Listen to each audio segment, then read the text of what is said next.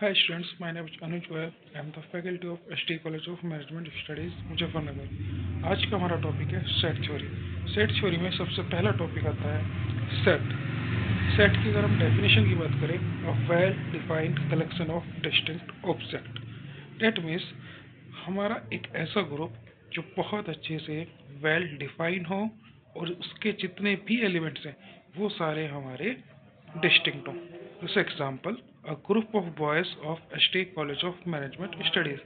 अगर हम यहाँ पर देखें तो हमारा ग्रुप कैसा है, बॉयज़ का है। बॉयज़ सब अलग अलग कैरेक्टरिस्टिक्स होती है, सबकी अपनी हाइट है, सब डिफरेंट डिफरेंट्स होंगे एंड इनको वेल डिफाइन कर देगा। वेल डिफाइन बोले तो कौन से कॉलेज के वो बॉयज़ हैं, तो वो S T college of management studies के बॉयज़ हैं। सेकेंड अगर हम एग्जाम्पल की बात करें, सेकेंड एग्जाम्पल हमारा a group of natural number 1 2 3 4 5 and so on.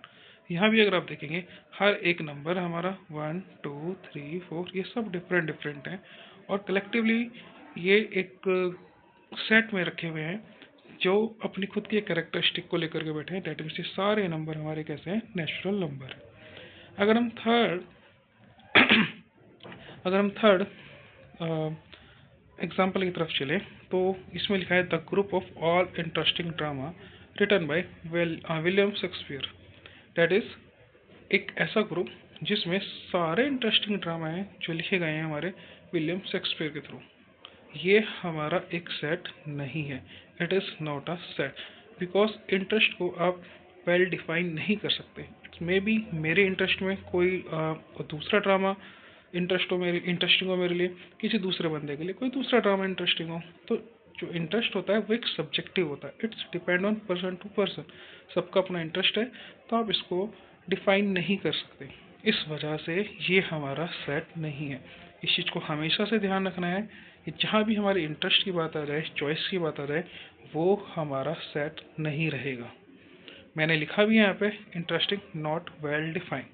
अगला हमारा टॉपिक आ जाता है मेथड टू रिप्रेजेंट सेट्स। सबसे पहला टॉपिक आता है इसके अंदर, मतलब सबसे पहला जो मेथड आता है वो आता है हमारा रोस्टर फॉर्म।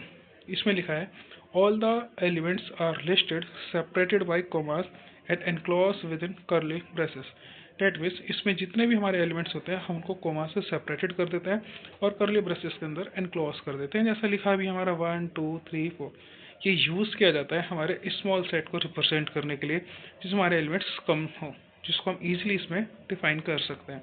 लेकिन अगर हमारे पास नंबर ऑफ एलिमेंट्स बहुत ज़्यादा हो तब तो हम उनको ऐसे कोमा से सेपरेट करके नहीं लिख सकते।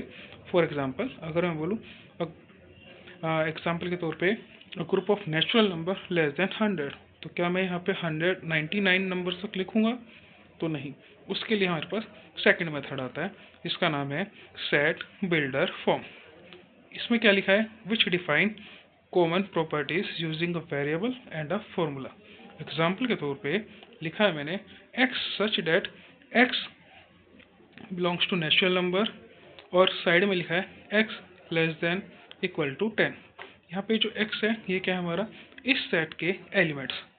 x बिलोंग्स टू n जो सेकंड पार्ट है ये हमारा किस चीज़ को डिफाइन कर रहा है, ये हमारा डिफाइन कर रहा है एलिमेंट्स का नेचर। अगर हम इस x की बात करें तो ये क्या हुआ, हमारा एलिमेंट जो इस ग्रुप के एलिमेंट्स होंगे। अगर मैं बात करूं x बिलोंग्स टू n, ये क्या है, ये इस ग्रुप के एलिमेंट की नेचर को बता रहा है, प्रॉपर्टी को बता रहा है। एलिमेंट्स कैसे हैं, नेचुरल नंबर है, रियल नंबर है, इंटीजर्स हैं, कैसे हैं। और ये जो हमारा थर्ड पार्ट है ये हमारा बेसिकली रेंज बताता है कि जो नंबर ऑफ एलिमेंट्स हैं वो कितने होंगे। ओके स्टूडेंट्स, आज के लिए इतना ही। Thank you.